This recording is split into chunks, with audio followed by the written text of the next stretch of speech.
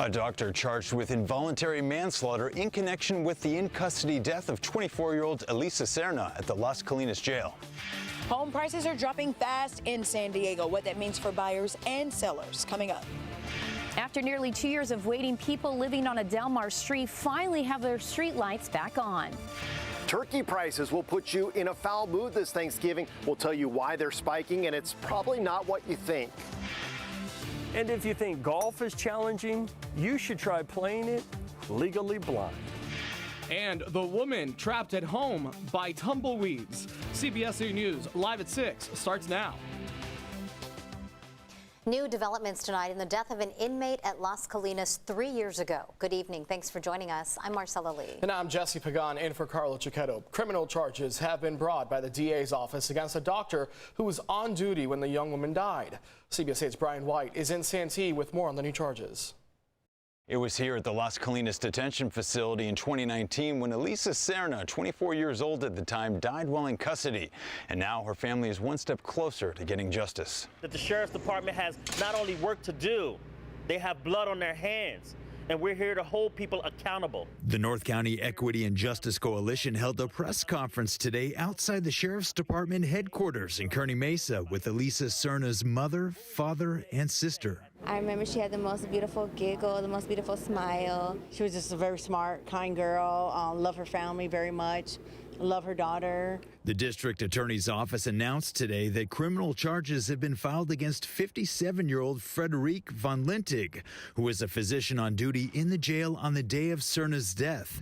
She was arraigned in court this morning in El Cajon. She's charged with involuntary manslaughter and faces up to 4 years in prison if convicted. Last year, the same charge was brought against a nurse at Las Colinas, Dana Lee Pasqua. Due to the criminal case, the Cerna family was given access to view the video of Elisa's death, and they say she was having seizures during the 5 days she was in custody. She fell, hit her head hard against the wall and hit her head on the ground. A nurse and a deputy came and they just stood over her watching her. They didn't do nothing to help her, to attend to her. Later in a medical examiner's report, Cerna's family learned Elisa had been pregnant at the time of her death. They filed a wrongful death lawsuit against the county in 2020. I was very angry, upset, because you gotta just be heartless to treat somebody so disgusting like that. There's been 19 deaths in jail so far this year, passing last year's record number of 18 deaths.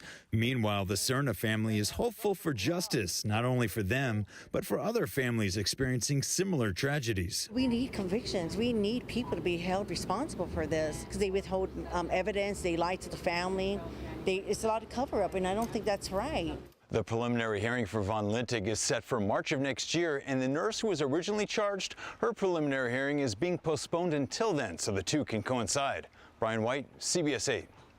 All right, Brian, thanks. Tonight, an investigation is underway after police say a driver shot and killed another driver in Chula Vista. Right now, police are still searching for the gunman.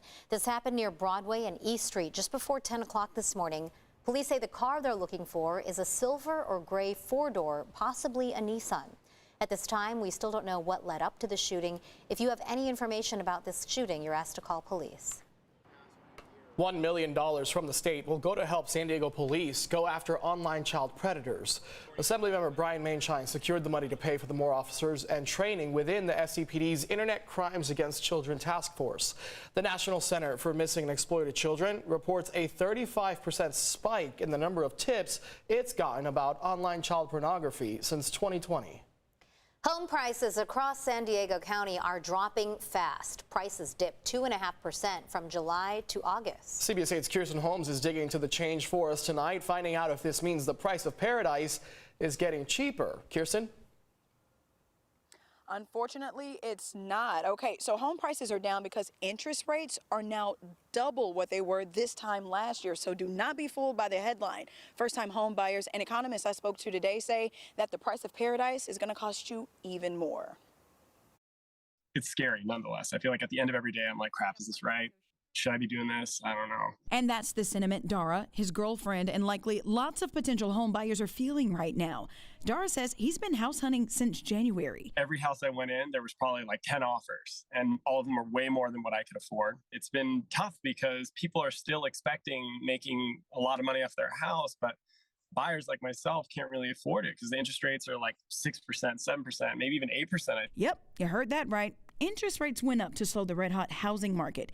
Mortgage buyer Freddie Mac says this week the average 30-year rate is up to 6.94% from 6.92% last week.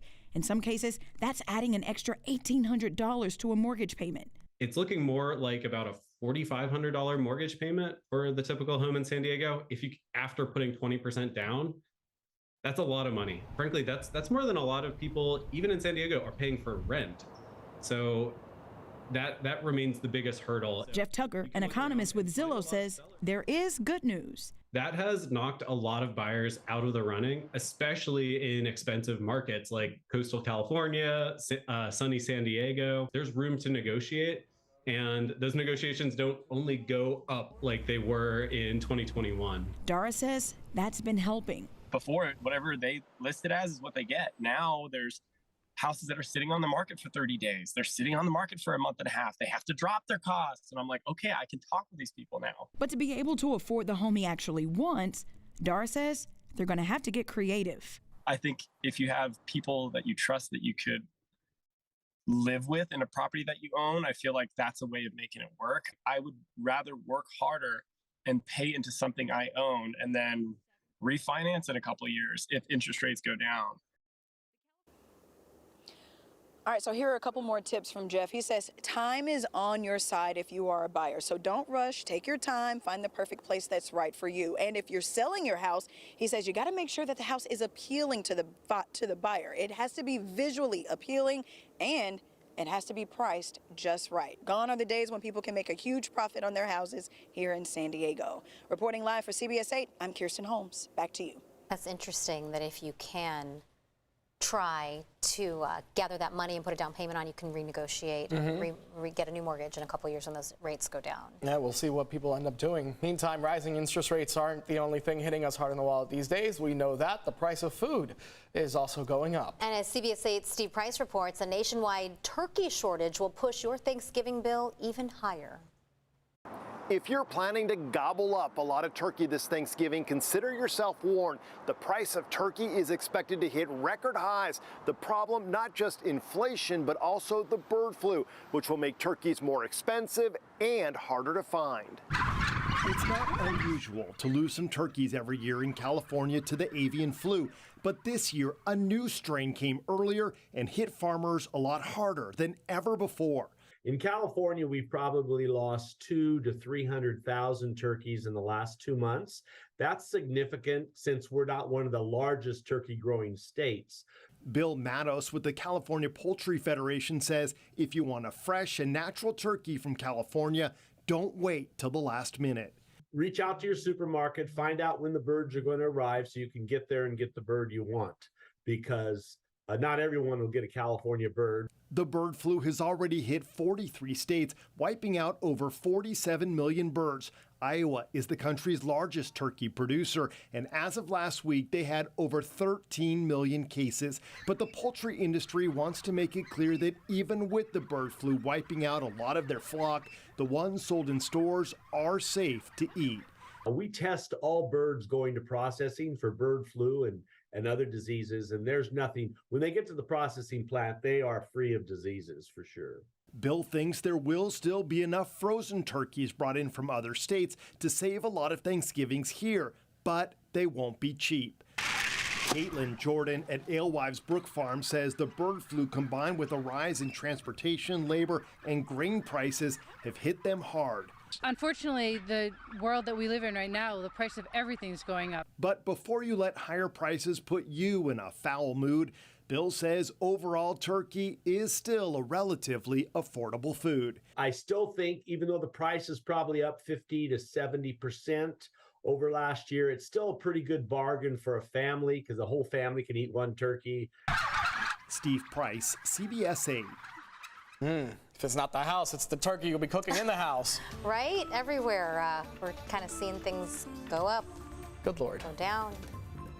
Just happy to be alive. Yes, we are. Right? Kind of keep things into perspective sometimes. Still